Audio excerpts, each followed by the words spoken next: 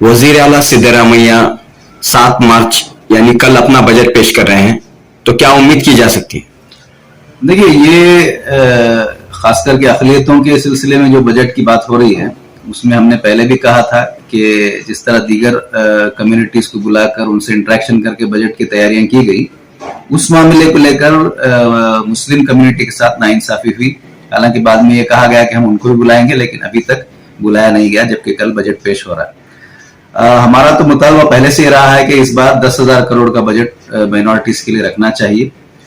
लेकिन हमें उम्मीद नहीं है कि जिस तरह का एक्सरसाइज चल रहा है और अभी जो अंदरूनी जो डिस्कशंस चल रहे हैं, उससे लग रहा है कि इतना बजट तो नहीं मिलेगा। लेकिन हम इस मौके पर चीफ मिनिस्टर से मुतालबा कर रहे हैं कि अभी भी वक्त है, आप जो है कम से कम पॉपुलेशन की हद तक तो आप दे नहीं सक रहे, तो कम से कम डबल तो करना चाहिए, बजट को डबल करना चाहिए, ऐसा हमारा मुतालबा है। और हम उम्मीद कर रहे हैं कि इस पर कोई बात होगी। अभी जो खबरें आई हैं उससे जो प्रपोज हुआ है माइनॉरिटी डिपार्टमेंट की जानिब से, इमामों की तनख्वाह बढ़ाने की बात की जा रही है, मुअज्जिनों की तनख्वाह बढ़ाने की बात की जा रही है। अगर ये तनख्वाह बढ़ रही है तो हम इसका वेलकम करते हैं, एक अच्छा मूव है, लेकिन ये सिर्फ तहरीर ना हो बल्कि इसको बढ़ाया जाए, ऐसी हम उम्मीद कर रहे हैं। पिछले बजट में हो या इससे पहले भी हो, उर्दू एकेडमी को नजरअंदाज किया गया है, इस सिलसिले में आप क्या कहना चाह रहे हैं? देखिए, उर्दू एकेडमी को बिल्कुल ही नजरअंदाज हर हुकूमत में किया गया है, हर गवर्नमेंट में, चाहे बीजेपी गवर्नमेंट रही हो, कांग्रेस गवर्नमेंट रही हो। अभी पिछली बार का हम देखते हैं कि सिर्फ 1.5 करोड़ रुपए ही सैंक्शन किया गया था, जबकि उसके जो डिमांड्स हैं वो कम से कम 10 करोड़ रुपए के हैं, तो वो भी जो है नजरअंदाज किया जाएगा। अभी हाल ही में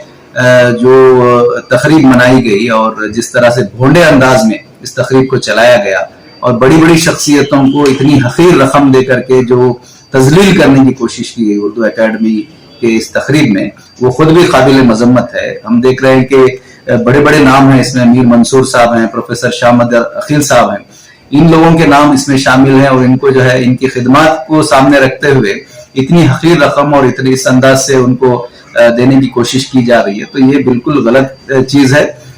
हम हुकूमत से मुतालबा करते हैं कि हुकूमत अपने इस रवैये पर माफी मांगे कि इतने बड़े उर्दू की खिदमत